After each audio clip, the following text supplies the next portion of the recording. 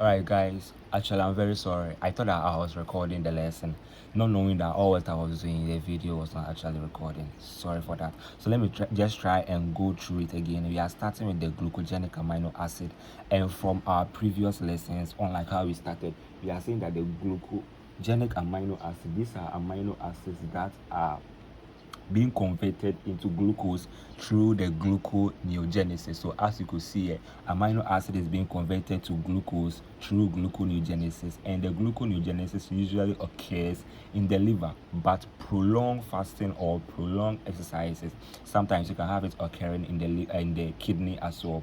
So when there's a prolonged fasting or something like that, you are going to have your glycogen being exhausted, the main source of the glucose. When you are not taking in any carbohydrate sources, you are going to have it being exhausted. So this one now, you have to take in non-carbohydrate sources, convert it into glucose in order to restore or maintain homeostasis, because some of the cells in the body, they are glucose dependent. They can't depend on any other thing apart from glucose. So that's when we are going to have our amino acid undergoing deamination. So before even the video stopped recording, I said something about deamination and or transamination. Deamination or transamination is the same thing. It's just the removal of the amino group, leaving the carbon skeleton behind. Are you following? So you're removing this amino group. Let me try and zoom it so that you see it perfectly. So you're removing this amino group from there, and now going to remain our carbon skeleton. So depending on the R group, it's actually going to give us a specific intermediate, and this skeleton enters the gluconeogenesis metabolism, or it enters the metabolic pathway of gluconeogenesis in a different form. For instance, I wrote all these things because your carbon skeleton can enter the gluconeogenic metabolic pathway as pyruvate, it can enter as oxaloacetate, it can enter as ketoglutarate or alpha ketoglutarate, it can enter as succinyl CoA, it can enter as fumarate. At the end of the day, it's all these intermediates aside oxaloacetate are converted to oxaloacetate. That's why you are saying that our oxaloacetate is very important. Without oxaloacetate, our gluconeogenesis is not going to be possible. So oxaloacetate is very important in whatever you do. And now I was trying to state some of the examples of the glucogenic amino acid. So we started with the first one, which is alanine. So alanine, which is the first glucogenic amino acid, is one of the most important amino acids, to be frank with you, because this alanine is being converted to pyruvate, and now the pyruvate is being converted to oxaloacetate through a cycle called the glucose alanine cycle. So but because we're not talking about glucose alanine cycle, I just put an asterisk there. As time goes on, we are going to talk about it further. We are also having aspartate. Aspartate is being converted directly to oxaloacetate. So there is no other cycle again to be converted this intermediate to oxaloacetate, because aspartate is being converted directly to oxaloacetate after deamination or transamination. Then we move on to our glutamate. So our glutamate of what I was writing. Now, our glutamate is being converted to alpha ketoglutarate.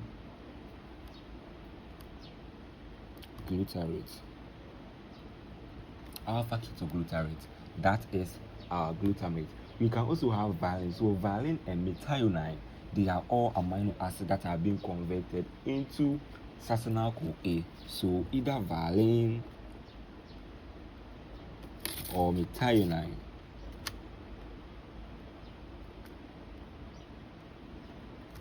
they are being converted directly to our succinyl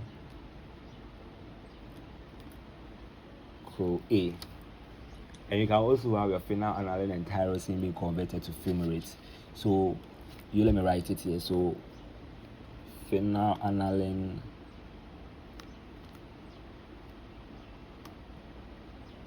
or tyrosine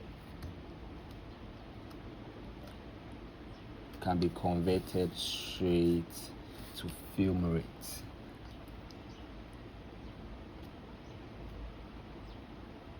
Now the most interesting part of this lesson is that today we are going to talk about the malate aspartate shuttle, and I hope we get there. Exactly. So There are exceptions. Like I said, the reason why I'm actually taking my time to go through, because it's not all the amino acids that are undergoing the glucogenic, or that undergoes gluconeogenesis to produce glucose. So example of these exceptions. So if it's not glucogenic, obviously it is ketogenic. So exceptions that we are having here.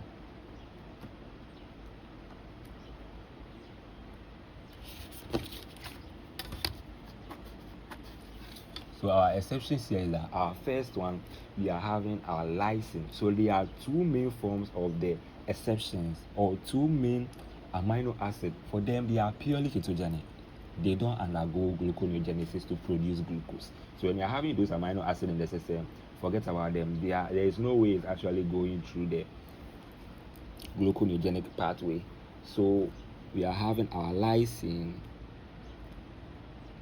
Remember, they are all LL. So lysine and leucine. At least these two amino acids, don't forget about it. They are strictly ketogenic amino acid.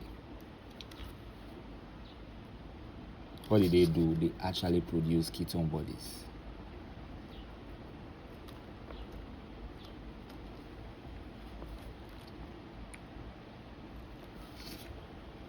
Are you all following?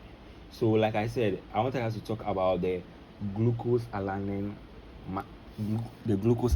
cycle, which is this particular one that I wanted us to talk about. So let's try and talk about it some really. It actually occurs in the liver, some also occurs in the muscle. So all what you are interested in is that when you take the glucose alanine cycle, for instance,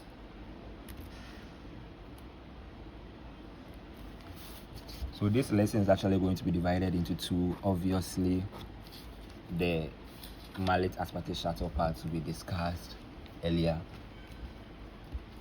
So we are having our muscle. If it's occurring in the muscle, that is, we are having our alanine being converted to pyruvate. Then we are going to have our glucose. Our glucose is being converted to pyruvate.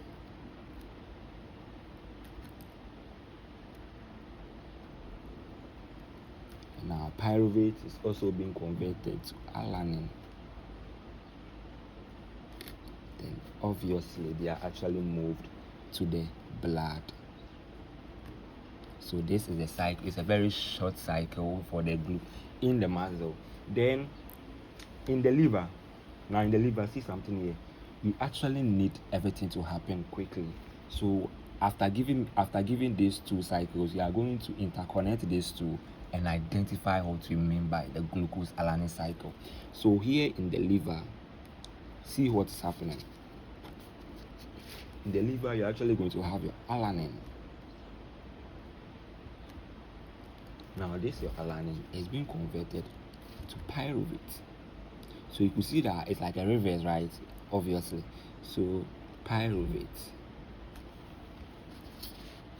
Then from our pyruvate, straightly to glucose. Now glucose will enter the blood. So you see how efficient it is. So this moves nitrogen safely and make glucose. Are you following? The reason why we are actually doing this, the purpose of all these things that we are doing here is to move nitrogen. What are you trying to mean by moving nitrogen? The deamination or transamination. So deamination or transamination. Very simple. Are you all following? So we are having glucose to pyruvate. Now pyruvate alanine to the blood. Before we do all these things, our alanine needs to be converted to pyruvate. For our alanine to be converted to pyruvate, there is what deamination, like we discussed earlier. We are having your amino acid. So assuming this one is an alanine, depending on our R group. If this one is alanine, alanine is being converted into pyruvate. Now this pyruvate, before we get our pyruvate, there is deamination, right? We have removed the nitrogen group from there in the form of what? ammonia. Now also remember, when we are going to remove this amino group, let me just try and make this before it escape my mind. When you remove this amino group, it's going to be protonated to give you NH3, which is ammonia. Ammonia is also toxic in the system. So you see how complex our system is. Now this ammonia is also being converted into something else that is less toxic, which is the urea. So you see how simple life is and how interesting biochemistry is. So always just keep it in mind that whatever you are doing it in the right way, and you always arrive at it. So the summary of all what you've done for the glucogenic amino acid here is that they are the amino acid whose carbon skeleton can be converted into an intermediate that will enter the citric acid cycle, or the tricarboxylic acid cycle, or the Krebs cycle. Now it enters this cycle as intermediate, so it's either going to be converted to pyruvate, and now obviously this pyruvate is also being converted to glucose. So it's always important, we need this amino acid, especially when you don't have glycogen as an option because it has finished, and also you are still having exercises being moved on, you are still having a prolonged activities. So let's try and summarize everything that you've done here. The gluconeogenesis has 3 main entry levels. So the gluconeogenesis is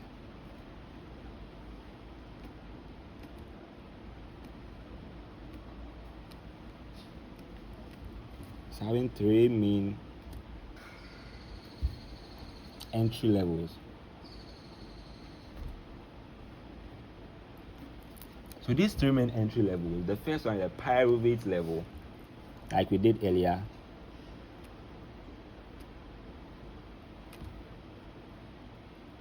Our second one is what you have as the tricarboxylic, which is the TCA.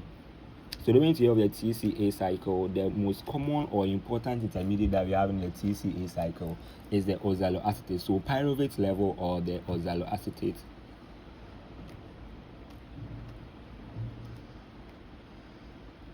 Level.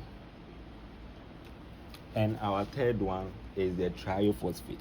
So there's a third one that we actually didn't talk about here, and it's very important.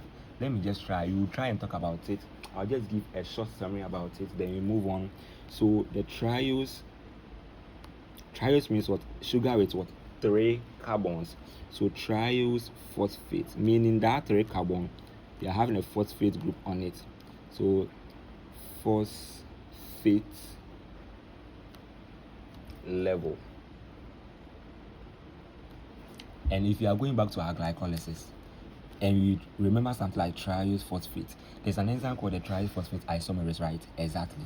So all what is that, or the main entry level here, is either what? DHAP or the J3P, dihydroxyacetone phosphate, or the glyceraldehyde 3-phosphate. I don't know why usually I find it very difficult pronouncing the glyceraldehyde 3-phosphate, but it's a very nice name, of course. So the substrate levels, we are going to talk about it into details, but I would like to share something very important here. If you don't have a copy of this book, you can get a copy of this book, because everything that usually I teach comes from this part. So the part that I want us to actually talk about, is this side, where we are going to have our substrate level, and it enters as a pyruvate. Just want to use this opportunity to explain things much further. So when it enters as a pyruvate, you get it, and you're having your lactate, it will be converted to pyruvate. All these are being converted to pyruvate. Even with glycine is first converted to serine before it's being converted to what? Pyruvate. At the end of the day, how do they occur? Which enzymes are involved? We are having your lactate dehydrogenase, you are having your transamination, you are having your deamination, we are having catabolism, there are a lot of things. You get it? And also the book is very important that it makes some of the explanations very possible. It gives some of the tips on what you should know, and it's very easy to understand as well. So you could see our next that we're actually going to do is the malate aspartate shuttle, and I'll continue with it in the second part of the lesson. So watch out for the second part of the lesson very soon. All right, I love you all.